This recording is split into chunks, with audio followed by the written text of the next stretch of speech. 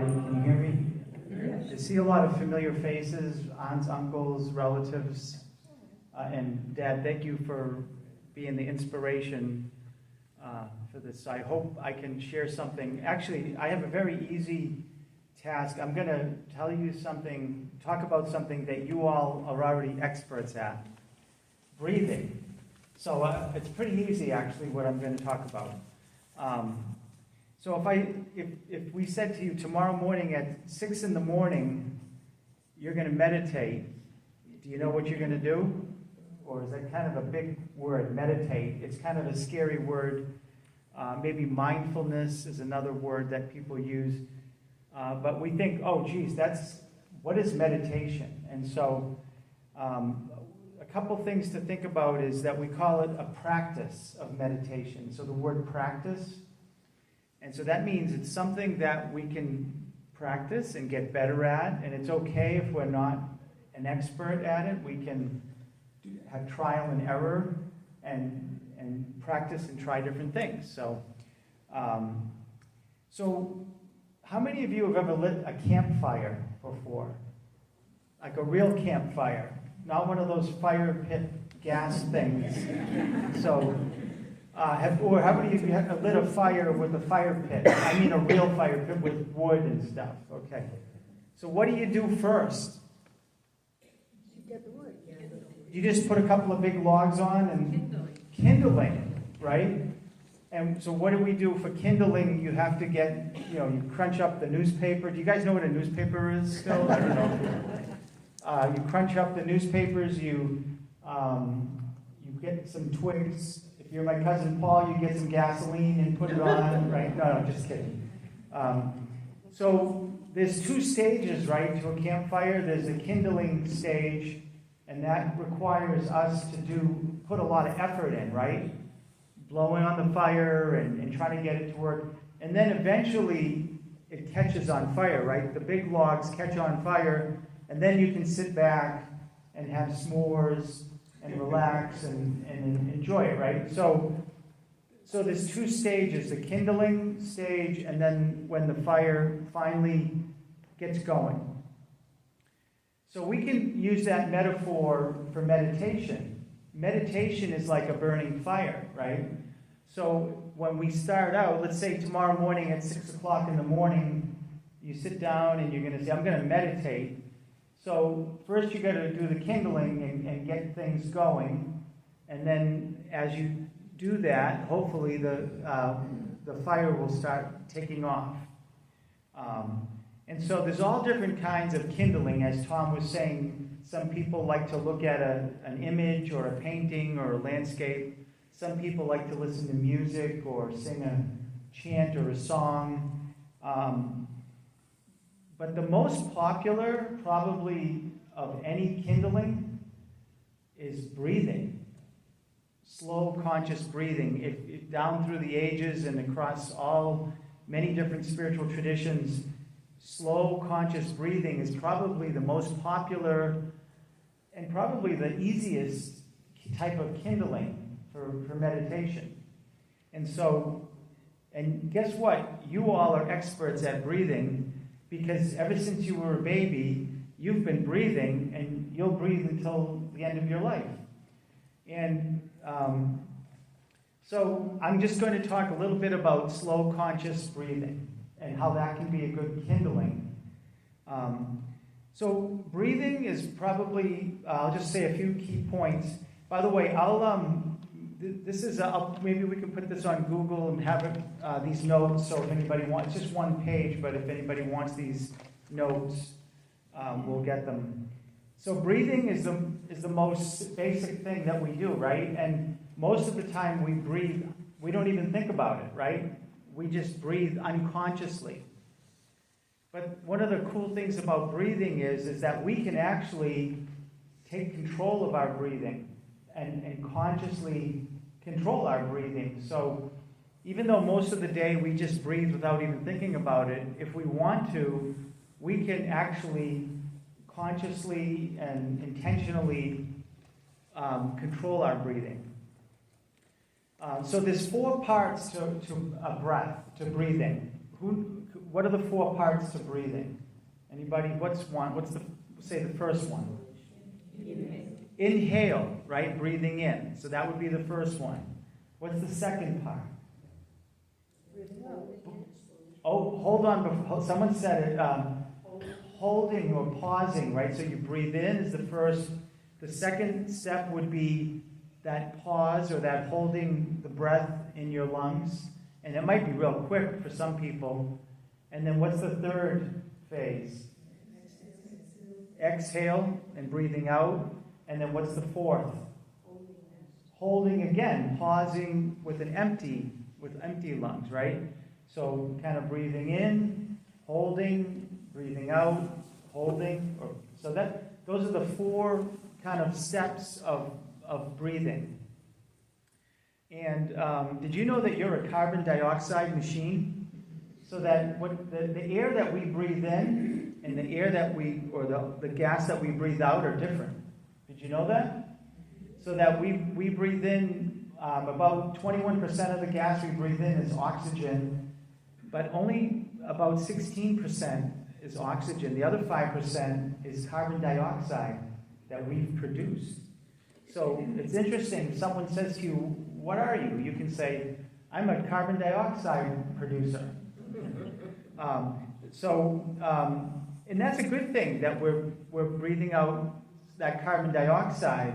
The plants and will use it as well, but so that every cell in your body uses the oxygen and produces that carbon dioxide. So this is kind of biology, but so now there's two ways you can breathe in and breathe out, right? What's one of them?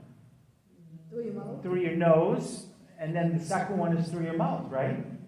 And the other thing is some people even would distinguish between the two nostrils of your nose, if you really get fancy, but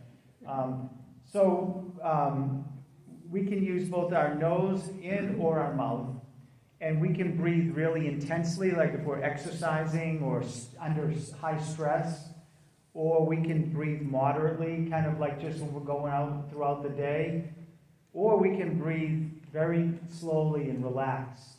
So there's different, intensities of breathing. So the one that I'm just going to talk about a little bit more is the slow, conscious breathing. There's a lot of benefits to that, both physically, mentally, and spiritually. So what would be a benefit physically from slow breathing? Anybody? Slows your blood pressure down, reduces blood pressure, slows down your heart rate. Physically, physical relaxation. So just at a pure physical level, slow breathing, our bodies benefit. Even our cells, if we do slow breathing, our cells can get more oxygen and more nutrients. What about mental, our minds? What can slow breathing do for our minds? Clear our minds. The static. There's been studies that slow breathing can reduce anxiety and stress and tension. I know my mom, my mom would always say, if you ever get really stressed out, you just count to 10 and just breathe, So that was something kind of folk wisdom that people know that it can give you more clarity. And then spiritually, which is why kind of we're here tonight, slow breathing can also help us kindle the fire of meditation. So I'm just about done here. So the thing that's nice about the slow breathing is that you can do it anywhere, anytime, just about. If you're lying in bed in the morning, you can do it. Throughout your day, if you're sitting on the subway, you can do it at night. Anytime you can practice slow breathing, right? Okay. Now, so we're going to practice. You all ready? You all ready to try practicing breathing? So we're going to do something called box breathing. So what that means is it's like the four sides of a box.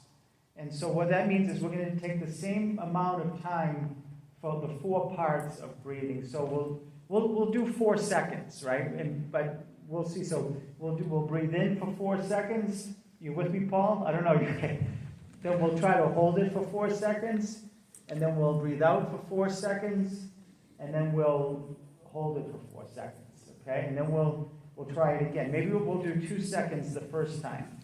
I should say, if anybody has a medical condition involving breathing, please use caution and don't do anything that would endanger yourself. I'm going to recommend that you breathe in through what? Nose. Your nose, that's right. And breathe out through your mouth. Everybody, so you guys already are experts at this. You already know all this. Now, there's something else, if you're an expert, you can do. It's called belly breathing. And as you get good at this, it doesn't mean you have a big belly. What it means is, as you're breathing in, if you inwardly can push down on your belly, not just gently, it allows you the lower portion of your lungs to expand even more. So, and that's something that you can get with practice. Okay, and so we'll do a few cycles. We'll do a practice one, and then we'll do a few. I'll kind of count. I'll do some counts, and then I'll kind of be quiet, and we'll do a few more, and then I'll go sit down. All right, so relax. Everybody get relaxed. However you feel relaxed. If you put your feet on the ground, we'll do one practice one. So if we want to say, we'll do just 2 seconds. You ready? So let's do inhale. 1, 2. Hold it. 1, 2. Exhale. 1, 2. And pause. 1, 2. All right, that wasn't so bad, right? All right. We'll try doing 4 seconds for each. However, do what is comfortable for you. So if for you it's more comfortable to do 1 second or 3 seconds, I know in my own life, I've been practicing this just in the past year, and I started. It's not a competition, by the way. It's just I have seen my own ability to increase the amount of time a lot. So if you practice this regularly, you'll see that you'll end up doing 8 seconds, 10, 12 seconds. You'll find that you can really expand this much longer. So. All right, so we'll try a few cycles of 4 seconds. And try not to think about anything else, just try to focus on the breathing. Inhale, 2, 3, 4, pause, 2, 3, 4, exhale, 2, 3, 4, pause, 2, 3, 4, inhale, 2, 3, 4, pause, 2, 3, 4, exhale, 2, 3, 4, pause, inhale, pause, exhale, pause, inhale, pause, exhale, pause, one more time, inhale, pause, exhale, pause. Okay. Keep breathing, but just regular. So that's just one type of kindling for meditation, right? That's the kindling, and it's something.